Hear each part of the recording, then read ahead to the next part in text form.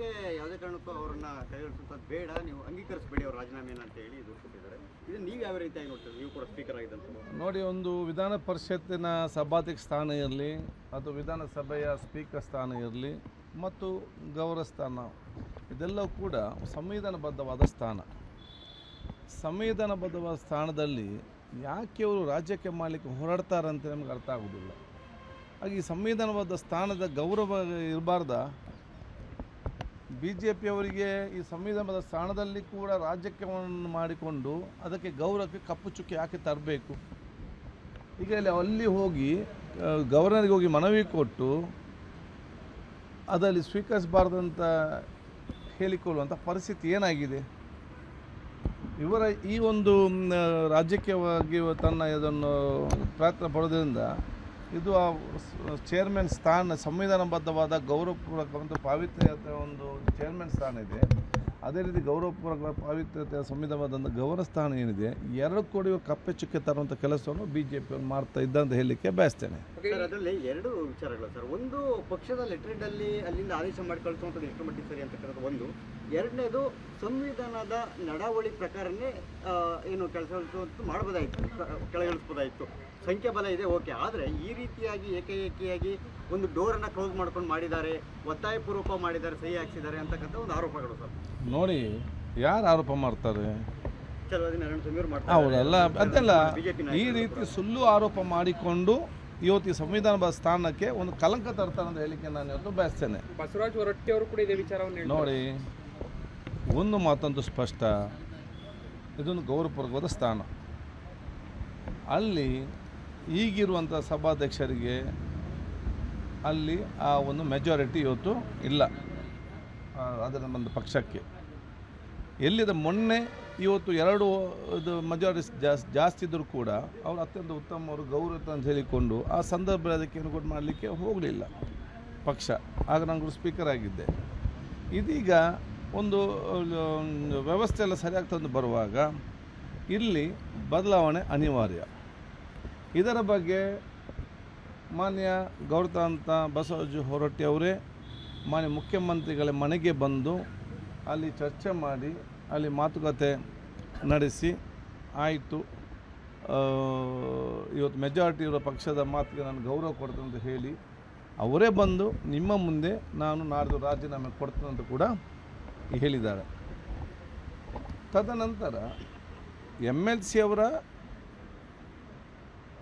ಓತ್ taking ceremony ಏನಿತ್ತು ಅವತ್ತು ಅಲ್ಲಿ ಪರಸ್ಪರ ಕಚೇರಿಯಲ್ಲಿ ಭೇಟಿಯಾದಂಥ ಸಂದರ್ಭದಲ್ಲಿ ಮಾತುಕತೆ ಚರ್ಚೆ ನಡೆಸಿ ಅವತ್ತು ಅವರ ಕಚೇರಿಯಲ್ಲಿ ಅವರ ಟೈಪಿಸ್ಟ್ನವರೇ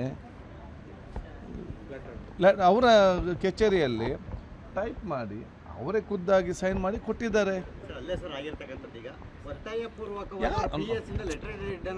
ನೋಡಿ ನಾನು ಹೇಳ್ತಾ ಕೇಳಿ, ಅತ್ಯಂತ ಹಿರಿಯರು, ಇಡೀ ನಮ್ಮ ರಾಜಕೀಯ ವ್ಯವಸ್ಥೆಯಲ್ಲಿ ನಮಗೆಲ್ಲ ಗೌರವವಾಗಿರುವಂಥ ಬಸವ ಹೊರಟ್ಟಿಯವರು ರಾಜಕೀಯದಲ್ಲಿ ನಮಗೆಲ್ಲ ಎಷ್ಟೋ ಹಿರಿಯರು ಅವರಿದ್ದಾರೆ. ಎಲ್ಲ ರೀತಿಯ ಅವರಿಗೆ ಅಧಿಕಾರ ಮತ್ತು ಅನುಭವ ಭಾಳ ಚೆನ್ನಾಗಿ ಗೊತ್ತಿದೆ. ಅಂಥ ಹಿರಿಯರನ್ನು ಯಾರಾದರೂ ಒತ್ತಾಯಪೂರ್ವಕವಾಗಿ ಮಾಡಲಿಕ್ಕೆ ಸಾಧ್ಯವಾಗ್ತದ? ಒಂದು ಪ್ರಶ್ನೆ. ಎರಡನೇದು, ಅವರ ಕಚೇರಿಯಲ್ಲೇ ಅವರು ಹೇಳದೆ ಅವರು ಟೈಪಿಸ್ಟ್ನವ್ರು ಟೈಪ್ ಮಾಡ್ತಾರ ಅಲ್ವಾ? ಇದೆಲ್ಲ ಇದ್ದಾಗ ಈಗ ಮೆಜಾರಿಟಿ ಇಲ್ಲದಿದ್ದಾಗ ಅವರ ಗೌರವಪೂರ್ವಕವಾಗಿ ನಾನು ಕೊಡ್ತೇನೆ ಅಂತ ಕೂಡ ಮುಂದೆ ಬಂದೊಂದು ನಿಮ್ಮ ಮುಂದೆ ಹೇಳಿದಾಗ BJPಯವರು ಅನಗತ್ಯವಾಗಿ ಅವರನ್ನು ಮತ್ತು ಗವರ್ನರ್ ಮುಂದಿಟ್ಟುಕೊಂಡು ರಾಜ್ಯಕ್ಕೆ ಮಾಡಲಿಕ್ಕೆ ಯಾಕೆ ಹೋಗಬೇಕು? ಬೇರೇನೋ ಸಬ್ಜೆಕ್ಟ್ ಸಿಕ್ಕುವುದೇ ಅಲ್ವ ರಾಜಕೀಯ ಮಾಡಲಿಕ್ಕೆ ಪ್ರತಿಪಕ್ಷದವರಿಗೆ?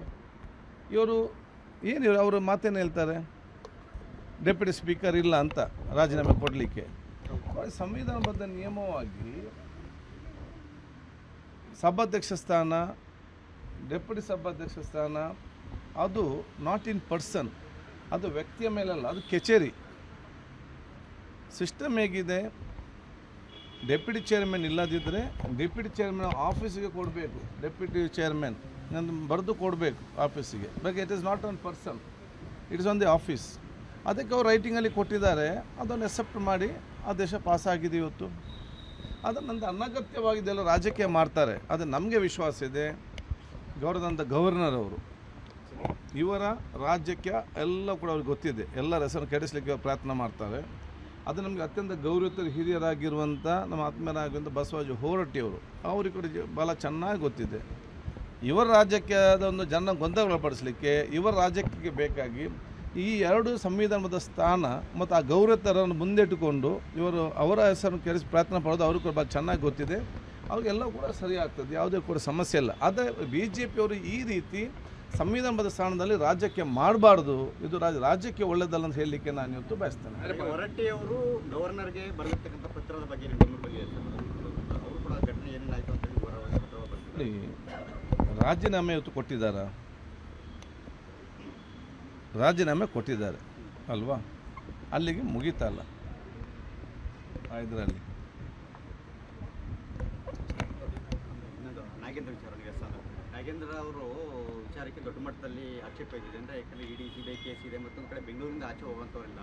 ಸೊ ಇಷ್ಟಿದ್ರೂ ಕೂಡ ಈಗ ಅವ್ರ ಮೇಲೆ ಅವರು ಕಳೆದುಕೊಂಡಿದ್ದು ಎಷ್ಟು ಮಟ್ಟಿಗೆ ಸರಿ ಅಂತಕ್ಕಂಥ ಒಂದು. ಜೊತೆಗೆ ಇವತ್ತು ಪಕ್ಷ ನಾಯಕ ಚಲವಾದಿ ಅವರು ಕೂಡ ಆಗ್ರಹ ಮಾಡಿದ್ದಾರೆ, ಇದು ಸರಿಯಾದ ಕ್ರಮ ಅಲ್ಲ, ಅವರು ಕೇವಲ ಬೆಂಗಳೂರಿಗಷ್ಟೇ ಸೀಮಿತ ಆಗಿರ್ತಕ್ಕಂಥವ್ರು. ಈಗ ಕೋರ್ಟ್ ಅಂದರೆ ಇಡಿ ಅವರು ಕೂಡ ಹುಡುಕಾಟವನ್ನು ಶುರು ಮಾಡ್ತಾ ಇದ್ದಾರೆ. ಅಂದರೆ ಅವರು ನಿಯಮಗಳನ್ನು ಮೀರಿ ಬೇಲ್ ಅವಕಾಶ ಇಲ್ಲಂದ್ರೂ ಕೂಡ ಬೇರೆ ಕಡೆಗೆ ಹೋಗ್ತಾ ಇದ್ದಾರೆ, ಇವೆಲ್ಲವೂ ಕೂಡ ದೆಹಲಿಗೆ ಹೋಗಿರುವಂಥದ್ದು ಇವೆಲ್ಲವನ್ನು ಕೂಡ ಉಲ್ಲೇಖವನ್ನು ಮಾಡ್ತಾರೆ. ಇವತ್ತು ಅವಕಾಶ ಇಲ್ಲ ಅಂತ ಯಾರು ಹೇಳಬೇಕು? ಕೋರ್ಟ್ ಹೇಳಬೇಕಲ್ಲ, ಇವರು ಯಾರು ಕೋರ್ಟ? ಅವಕಾಶ ಇಲ್ಲ ಅಂತ ಕೋರ್ಟ್ನವ್ರು ಹೇಳಬೇಕು, ಇವರು ಯಾರು ಹೇಳಲಿಕ್ಕೆ? ಇಲ್ಲಿ ಇವತ್ತು ಆದೇಶ ಆಗಿ ಓದ್ತುಟಕ್ಕೆ 1 ವಾರ ಆಯಿತು, ಯಾವ ಕೋರ್ಟು ಕೂಡ ಏನು ಹೇಳಿಲ್ಲ. ಇವರಿಗೆ ಯಾಕೆ ಟೆನ್ಷನ್? ಇವರ ಪ್ರತಿಪಕ್ಷದ ಕೆಲಸ ಬಿಟ್ಟು ಬೇರೆಲ್ಲ ಕೆಲಸವನ್ನು ಇವರು ಮಾಡ್ತಾರೆ, ಅದೊಂದು ಗೊತ್ತಿಲ್ಲ ಹೇಗೆ ಮಾಡಬೇಕಂತ ಹೇಳಿಕೊಂಡು. ಅಲ್ಲ, ಆರೋಪ ಇರುವಂತಹ ವ್ಯಕ್ತಿಗೆ ಒಂದು ಕಡೆ ಸಚಿವ ಸ್ಥಾನ ಕೊಡುವಂಥದ್ದು ಒಂದು ಕಡೆ ಆದರೆ ಈ ರೀತಿ ನಿಯಮಗಳ ಉಲ್ಲಂಘನೆ ಆಗ್ತಾ ಇದ್ರು ಕೂಡ ಸರ್ಕಾರ ಕಣ್ಮುಚ್ಚಿ ಕುಳಿತಿದೆ ಅನ್ನುವಂಥದ್ದು ಅವ್ರು ಹೇಳೋದು ಕರೆಕ್ಟ್ ಅಲ್ಲ. ಸರ್ಕಾರ ಇದು ಜನಪರವ ಕೆಲಸ ಆಗಲಿಲ್ಲ ಅಂತೇಳಿ ಪ್ರತಿಪಕ್ಷ ಹೇಳಲಿ, ಅದಕ್ಕೆ ಉತ್ತರ ಕೊಡುವ. ಕೋರ್ಟ್ ಹೇಳ್ಬೇಕಾದ್ರೆ ಇವರ ಕೇಳ್ತಾರೆ ಅಂತ ನಾನು ಕೇಳುವಂಥದ್ದು. ಕೋರ್ಟ್ ಇದೆ ಅಲ್ಲ, ಅಲ್ಲಿ ಹೆಚ್ಚು ಕಮ್ಮಿ ಇದ್ದರೆ ಕೋರ್ಟ್ ಇದೆ. ಹೇಳಿದೆ, ಕಾಂಗ್ರೆಸ್ ಪಕ್ಷ ನಿಯಮಕ್ಕೆ ಮೀರಿ, ಕೋರ್ಟಿನ ಆದೇಶಕ್ಕೆ ಮೀರಿ, ಸಂವಿಧಾನಕ್ಕೆ ಮೀರಿ ಯಾವುದೇ ಕೆಲಸವನ್ನು ಕಾಂಗ್ರೆಸ್ ಮಾಡಲಿಕ್ಕೆ ಹೋಗೋದಿಲ್ಲ. ಅದರಲ್ಲಿ ಏನು ಹೆಚ್ಚು ಕಮ್ಮಿ ಇದೆ, ಕೋರ್ಟ್ ಏನೋ ಸಲಹೆ ಕೊಟ್ಟರೆ ಸರ್ಕಾರ ಸ್ವೀಕರಿಸ್ತದೆ. ಇವರ ಕೆಲಸ ಅದನ್ನು ಇವರು ಬಿಟ್ಟು, ಪ್ರತಿಪಕ್ಷದ ಕೆಲಸವನ್ನು ಬಿಟ್ಟು ಜನಪರವಾಗಿ ಒಂದೇ ಒಂದು ಮಾತಿಲ್ಲ. ನೀಟಿನಲ್ಲಿ ಇಷ್ಟು ಜನ ಮೋಸ ಆಯಿತು, ಲಕ್ಷಾಂತರ ಮಕ್ಕಳಿಗೆ ಮೋಸ ಆಯಿತು, ಲಕ್ಷಾಂತರ ಮಕ್ಕಳು ಸುಸೈಡ್ ಮಾಡಿದರು, ತಂದೆ ತಾಯಂದರು ಟೆನ್ಷನ್ಲಿದ್ದರೆ ಒಂದು ಮಾತು ಇವರಿಂದ ಬರಲಿಲ್ಲ. ಅದು ಬಿಟ್ಟು ಇದಕ್ಕೆ ಹೋಗಿದ್ದಾರೆ, ಇದು ಇವರ ಸಂಬಂಧ ಅಲ್ಲದ ವಿಚಾರದಲ್ಲಿ. ಆದರೂ ನಾವು ಇದಕ್ಕೆ ರಾಜಕೀಯ ಮಾಡಲಿಕ್ಕೆ ಹೋಗುದು, ಇವರಿಗೆ ಪ್ರತಿಪಕ್ಷ ನಾಯಕರು ಗೊತ್ತಿಲ್ಲ ಅಂದರೆ ನಾವು ಹೇಳಲಿಕ್ಕೆ ಹೋಗುವುದಿಲ್ಲ. ನಮಗೆ ಇಂಥವರೆಲ್ಲ ಬೇಕು ಪ್ರತಿಪಕ್ಷ ಸ್ಥಾನದಲ್ಲಿ, ಅದು ನಮಗೆ ಉಪಕಾರ ಆಗ್ತದೆ. ಹಾಗೆ ಸುಮಾರು 40 ವರ್ಷಗಳಿಂದ ನಡ್ಕೊಂಡ್ಬಂದಂಥ ಬೋಫೋರ್ಸ್ ಹಗರಣಕ್ಕೆ ಈಗ ಸುಪ್ರೀಂ ಕೋರ್ಟ್ ರದ್ದು ಮಾಡಿದೆ ಪ್ರಕರಣವನ್ನು. ಇದನ್ನು ಯಾವ ರೀತಿ ಕಾಂಗ್ರೆಸ್ ನೋಡುತ್ತೆ? ಕಾಂಗ್ರೆಸ್ ಅವತ್ತೇ ಹೇಳಿದೆ ಸತ್ಯಕ್ಕೆ ಜಯವಿದೆ ಅಂತೇಳಿ. ರಾಜೀವ್ ಗಾಂಧಿ ಕೂಡ ಅವತ್ತೇ ಹೇಳಿದ್ದಾರೆ. ಅದಕ್ಕಾಗಿ ಬಹುಶಃ ರಾಜೀವ್ ಗಾಂಧಿಯವರ ಏನು ಅದನ್ನು ಇವತ್ತು ಆ ಬೋಫೋರ್ಸನ್ನು ತಂದ್ರಲ್ಲ, ಅದೊಂದು ಜನಸಾಮಾನ್ಯರು ಯಾವಾಗಲೂ ನೆನಪಿಟ್ಕೊಳ್ಬೇಕು. ಅವತ್ತಿನ ದೂರದೃಷ್ಟಿ. ಅವ್ರಿಗೆ ಕಾರ್ಗಿಲ್ ಯುದ್ಧ ಆಗ್ತದೆ ಅಂತ ಗೊತ್ತಿಲ್ಲ, ಈ ರೀತಿ ಬರ್ತದೆ ಗೊತ್ತಿಲ್ಲ. ಆದರೆ ಬೋಫೋರ್ಸ್ ಎಂಬ ಇದನ್ನು ಎಕ್ವಿಪ್ಮೆಂಟನ್ನು ಅವತ್ತೇ ತಂದು ಭಾರತ ದೇಶ ನೆಲೆನಿಸಿದ ಕಾರಣ ಪಾಕಿಸ್ತಾನ ಹಿಮ್ಮೆಟ್ಟಲಿಕ್ಕೆ ಮತ್ತು ಕಾರ್ಗಿಲಲ್ಲಿ ಅವರು ಬಂದು ಒಳಗೆ ಕೂತ್ಕೊಳ್ಳೋ ತನಕ ಕೂಡ BJPಗನ್ನು ಸಬ್ಜೆಕ್ಟೇ ಗೊತ್ತಿಲ್ಲ. ನಮ್ಮ ದೇಶ ಒಳಗೆ ಬಂದು ಇದನ್ನು ಹತ್ತಿ ಅವರ ನಮ್ಮ ಕೇವ್ನಲ್ಲಿ ಬಂಕರಲ್ಲಿ ಕೂತ್ಕೊಳ್ಳೋ ತನಕ ನಮ್ಮ ಸೆಂಟ್ರಲ್ ಗೌರ್ಮೆಂಟ್ ಅವತ್ತು ವಾಜಪೇಯಿ ಅವರಿದ್ದರು, ನಮ್ಮ ಸಬ್ಜೆಕ್ಟೇ ಗೊತ್ತಿಲ್ಲ ಇವರಿಗೆ, ಇಂಟೆಲಿಜೆನ್ಸ್ನವ್ರಿಗೆ. ಅವತ್ತು ನಮ್ಮನ್ನು ಬಚಾವ್ ಮಾಡಿದ್ದೇ ಅದು ಬೋಫೋರ್ಸ್ ಅಂತ ಹೇಳಲಿಕ್ಕೆ ನಾನು ಇವತ್ತು ಬಯಸ್ತೇನೆ. ಬೋಫೋರ್ಸ್ ಅಂತ ಹೇಳಿದೆ ಅದು ಪರೋಕ್ಷವಾಗಿ ರಾಜೀವ್ ಗಾಂಧಿ ಅವತ್ತು ಆ ದೇಶದ ಒಂದು ಕಾರ್ಗಿಲ್ ವಿಜಯ ನಮಗೆ ಇವತ್ತು ತಂದು ಕೊಟ್ಟಿದ್ರು ಅಂತ ಹೇಳಲಿಕ್ಕೆ ನಾನು ಇಚ್ಛಿಸುವಂಥದ್ದು. ಇವತ್ತು ಅದನ್ನು ಬಹುಶಃ ಇಷ್ಟೆಲ್ಲ ಕಲಂಕ ಪಡ್ಕೊಂಡು ಕೂಡ ಏನೇ ಪ್ರಸನ್ನೆಲ್ಲ ಸಹಿಸಿಕೊಂಡು ನಮ್ಮ ಮುಂದೆ ಇಲ್ಲ. ಮತ್ತು ಅವತ್ತು ಮಾಡಿದ ಕೆಲಸವನ್ನು ಜನ ಇವತ್ತು ಕೂಡ ನೆನಪಿಸಿಕೊಳ್ತಾರೆ. ಅದನ್ನು ಬಸ್ ಇವತ್ತು ಕೋರ್ಟು ಕೂಡ ಇವತ್ತು ಎತ್ತಿ ಹಿಡಿದೆ ಅಂತ ಹೇಳಲಿಕ್ಕೆ ಬಯಸ್ತೇನೆ. Fine sir, thank you sir. Thank you.